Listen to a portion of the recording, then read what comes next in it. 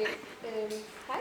Ja. Det er fordi, vi har sådan et projekt om havn, så jeg har nogle spørgsmål. Ja. Så her er det første. Hvad synes du om det nye havneprojekt? Altså, synes du, der skal være boliger og butikker, eller som det er nu, måske noget helt flere? Altså jeg synes jo, ideen om, at man laver en aktiv havn, hvor at der stadigvæk er en lille smule erhverv, som der selvfølgelig er nu, er en god løsning. Og så synes jeg, at det skal være et sted, hvor man kan komme. Fordi hvis der kun bliver boliger, så bliver det en død havn, og det synes jeg vil være synd. Omvendt, så er det også med til at skabe liv, at er boliger dernede. Så en kombination af boliger, butikker og erhverv i form af industrihavn som sådan også, det synes jeg vil være den absolut bedste løsning. Jeg har rejst en del og set godt nok i nogle større perspektiver, men i hvert fald i Cape Town i Sydafrika har du den der kombination af forskellige typer erhverv og bolig i en surium, og det virker fantastisk. Ja. Så det synes jeg ville være godt for vores by. Ja, det havde vi faktisk også sådan lidt tænkt på. Ja. Det næste spørgsmål. Tror du, havnen bliver mere aktiv at få den lavet om?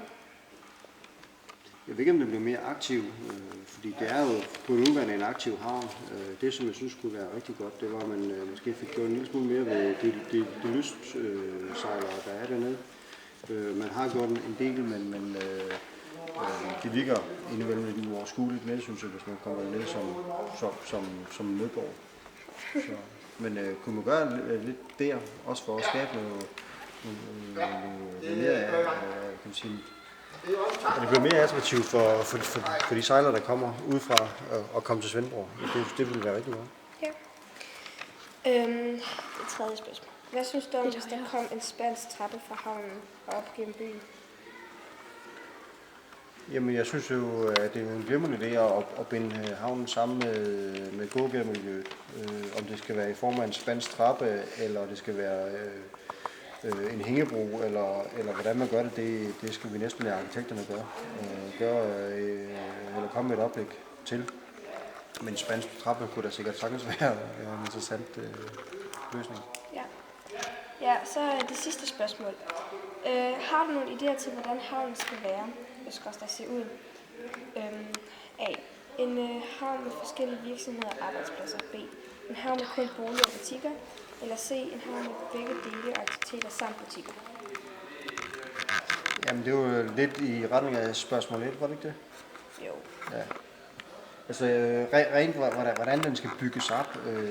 Jeg synes, at hvis man kan gøre den der kombination, at man har en lille smule af det hele. Fordi det får du en mere aktiv havn af. Pludselig bliver det også mere interessant for de mennesker, der bor på havnen. At der er noget at se på. Fordi en havn eller noget vand, hvor der ingenting er at se på, det er ikke interessant. Så det er også derfor, jeg synes, at en havn, hvor der er aktiviteter, er meget mere interessant at være en del af, end som hvis det bare er en død havn og kun bebyggelse eller beboelse. Ja. Jamen, det var så det. Tak fordi du svarede på spørgsmålet. Ja, det er godt. Ja.